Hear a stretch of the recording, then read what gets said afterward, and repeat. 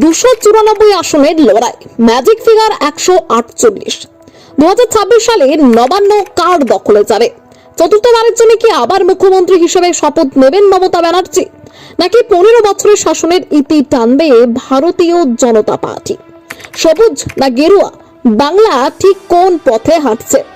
ইতিহাস বলছে বাংলা বদলাতে জানে। 34 বছরের বাম শাসনের অবসান ঘটিয়ে 2011 সালে ক্ষমতায় আসে অল ইন্ডিয়া তৃণমূল কংগ্রেস। তারপর কেটে গেছে 15টা বছর। এবার কি পালা বদলের সময়? চলুন দেখে নেওয়া যাক বিজেপির উত্থান। 2014 লোকসভা নির্বাচনে মাত্র 16.84% ভোট।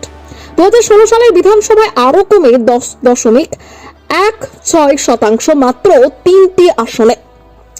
তখন অনেকেই বলেছিলেন বাংলায় বিজেপি অসম্ভব, কিন্তু 2019 চিত্রটা পাল্টে যায়।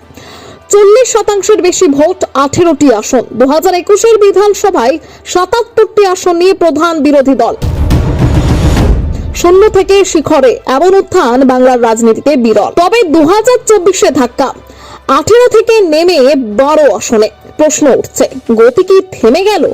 এবার আসল লড়াই 2026, ম্যাজিক ফিগার 148। 2021 ভোটের ব্যবধান ছিল মাত্র 10%।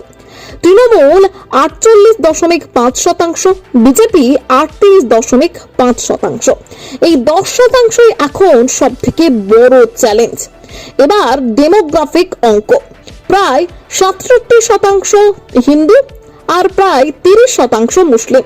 সংখ্যালঘু ভোট তৃণমূলের শক্ত ঘাঁটি, কিন্তু যদি হিন্দু ভোটের বড় অংশ বিজেপির দিকে চলে যায় তাহলেই খেলা ঘুরে যেতে পারে। ইস্যু আছে চাকরি, দুর্নীতি, কাটমানি, নারী নিরাপত্তা, বেকারত্ব। অভিযোগের শেষ নেই। তবুও প্রশ্ন, কেন এখনো টলছে না তৃণমূল? কারণ একটাই মুখ, মমতা ব্যানার্জি। ব্যক্তিগত জনপ্রিয়তা, সরাসরি জনসংযোগ, দিদি ইমেজ।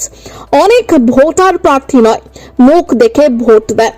অন্যদিকে বিজেপির চ্যালেঞ্জ সংগঠন আরো শক্ত করা, গ্রাউন্ডে পৌঁছানো, হারানো গতি ফিরিয়ে আনা। তাহলে 2026 কার?